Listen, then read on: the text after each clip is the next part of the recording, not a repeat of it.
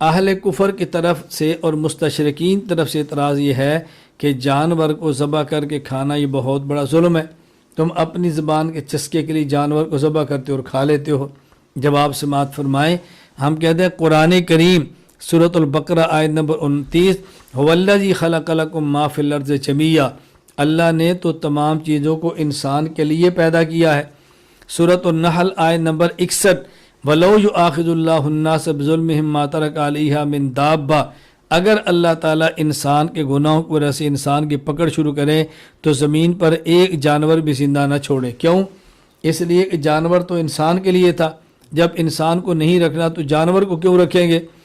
سورۃ الفاتر صفحہ نمبر آیت نمبر 45، وَلَوْ يُؤَاخِذُ اللَّهُ النَّاسَ بِمَا كَسَبُوا مَا تَرَكَ عَلَى ظَهْرِهَا مِن دَابَّةٍ، اگر اللہ تعالیٰ انسان کے گناہوں کو اس کا مواخذہ کرے تو زمین پر کسی بھی جانور کو زندہ نہ رہنے دے۔ جواب کا خلاصہ کیا ہے؟ یہ انسان کے لیے ہے جانور، تو جب ہے ہی انسان کے لیے تو اگر انسان اس کو اپنی لذت کے لیے ذبح کر کے کھا لے تو اس میں اشکال کی بات کیا ہے؟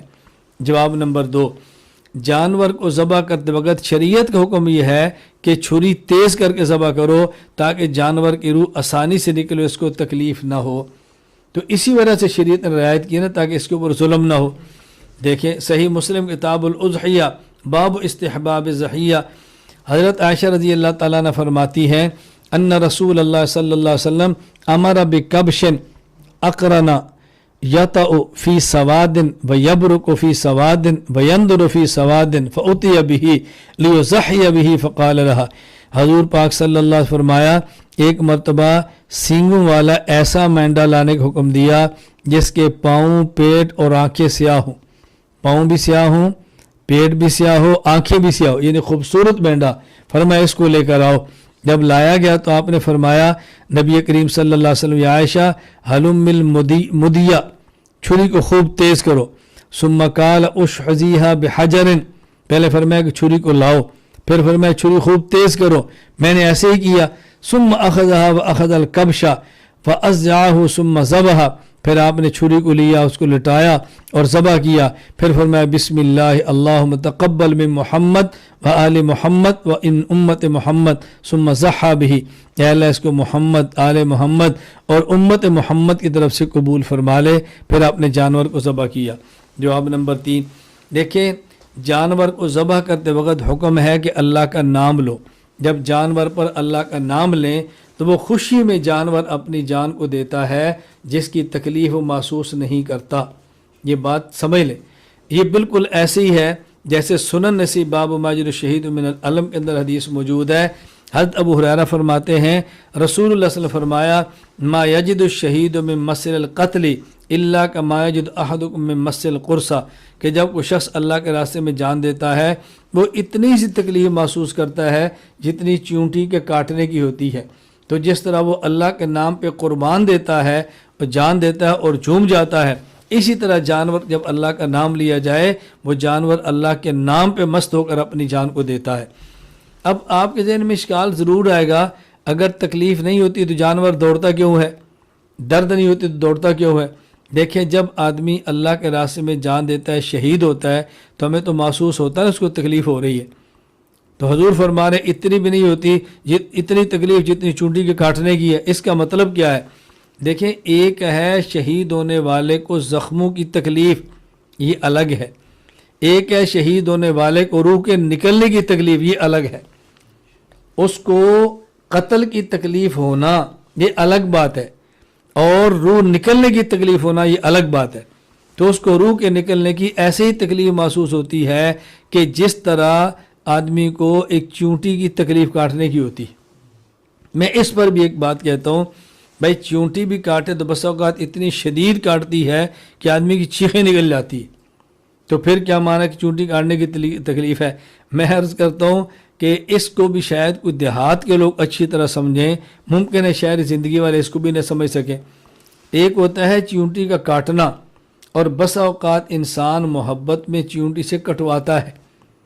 یہ ہمارے اپنے بچپن کا واقعہ، ہم خود اس طرح کیا کرتے تھے، ایک چونٹی لے لیتے اور یہاں اس چونٹی کو چھوڑتے تھے، اور ہمارے بس اوقات چھوٹے چھوٹے بچے ہوتے، پہلے تھوڑی سی تھوک لگاتے، پھر چونٹا وہاں چھوڑتے، وہ چونٹا کاٹتا اور مزے لیتے تھے۔ اب دیکھیں دیکھنے والا سمجھتا تکلیف ہو رہی ہے اور ہم بچوں کا وہ کھیل بنا ہوتا تھا. تو رسول اکرم صلی اللہ علیہ وسلم کی کسی بھی حدیث پاک کو سمجھنے کے لیے پوری معاشرتی سوسائٹی اور ماحول اور عرف سامنے ہو تو پھر اللہ کے نبی کا پورا کلام سمجھ آتا ہے. تو شہید اللہ کے راستے میں کٹتا ہے، اس کو کٹنے کی تکلیف تو کچھ ہوگی، لیکن اس کٹنے سے جو روح کے نکلنے کی تکلیف ہوتی ہے اللہ اس تکلیف سے اس کو آزاد فرما دیتے ہیں. اسی طرح یہ جانور جب اللہ کے نام پہ ذبح ہوتا ہے تو چھری چلنے کی کچھ تکلیف تو ہوگی، لیکن اللہ کا نام لینے کی وجہ سے روح اتنی آسانی سے نکلتی ہے کہ اس کو روح کے نکلنے کی تکلیف محسوس. اب روح کے نکلنے کی تکلیف کیا ہے؟ وہ تو ایک روحانی امر ہے، مرنے سے پہلے بندے کو سمجھ نہیں آتا. اور رسول اکرم صلی اللہ علیہ وسلم کی حدیث آپ سنیں تو پھر سمجھ آئے کہ روح کو نکلنے کی تکلیف ہوتی کتنی ہے اور اس وقت پیاس کتنی شدت سے لگتی ہے. سمندر پانی کے پلا دو تب بھی پیاس نہیں بجھتی، اور روح ایسے نکلتی ہے کہ بعض روایات میں اس کا خلاصہ یہ ہے کہ جس طرح کانٹوں کے اوپر آپ مل مل کا کپڑا ڈالو اور کھینچو تو کٹ جاتا ہے، اس طرح روح نکلتی ہے تو جسم سے تکلیف ہوتی ہے. تو وہ جو روح نکلنے کی تکلیف ہے اس سے اللہ تعالیٰ شہید کو آزاد فرما دیتے ہیں، اور جانور پر جب اللہ کا نام لیا گا تو اس تکلیف سے وہ بھی آزاد ہو جاتا ہے. یہ تو رحم کی دلیل ہے، ظلم کی دلیل تو نہیں ہے نا. اچھا، ایک اعتراض حکیم الامت حضرت تھانوی رحمہ اللہ کے اوپر ہے. اشرف الجواب حصہ اول میں ہے کہ سوال کیا ہے؟ دوسری قوموں کے شبہ ہے کہ یہ لوگ بڑے سنگ دل ہوتے ہیں. حضرت تھانوی نے اس شبہ کو جواب دیا کہ کہتے تم جانور کو ذبح کرتے ہو تو تم ظالم ہو. فرمایا دوسری قوموں کو یہ شبہ کہ یہ لوگ بڑے سنگ دل ہوتے ہیں کہ انہی جانوروں کے گلے پر چھری پھیرتے ہوئے ذرا بھی رحم نہیں آتا، محض ناواقفی یا تعنت سرکشی زیادتی سے پیدا ہونے والی ہے. مگر عجیب بات یہ ہے کہ یہ شبہ اور اعتراض فقط گائے کی قربانی کے متعلق ہے، چوہے، بکری، مرغی، کبوتر کے متعلق نہیں. معلوم ہوتا ہے کہ دال میں کالا ہے، یعنی اس شبہ کا سبب ترحم نہیں بلکہ حمیت مذہبی ہے. اشکال کیا ہے؟ حضرت تھانوی رحمہ اللہ فرماتے ہیں اگر ہم گائے، اگر ہم اونٹ، اگر ہم بکری کو ذبح کریں تو تم کہتے ہو جی یہ ظالم ہے، ان کے اندر رحم نہیں ہے، اپنے لذت کے لیے ان نے جانور ذبح کر دیا. تو حضرت فرماتے ہیں یہ اعتراض ہماری قربانی پر ہے. تو جب تم بکری خود کھاتے ہو بازار میں تو اعتراض کیوں نہیں؟ جب چکن کھاتے ہو تو اعتراض کیوں نہیں؟ کبوتر کے شوربے پیتے ہو تو اعتراض کیوں نہیں؟ حتیٰ کہ جب تم چوہے کھاتے ہو تو اعتراض کیوں نہیں؟ تو لوگ کہتے ہیں جی حکیم الامت تھانوی رحمۃ اللہ علیہ چوہے کے کھانے کے قائل تھے. بے حضرت تھانوی چوہے کے کھانے کو قائل نہیں، یہ مخالف کو کہہ رہے ہیں کہ ہم اگر قربانی کے اندر جانور ذبح کریں، اونٹ، گائے یا بکری، تمہیں اعتراض ہے، اور جب تم خود چوہے کھاتے تمہیں اس وقت رحم کیوں نظر نہیں آتا؟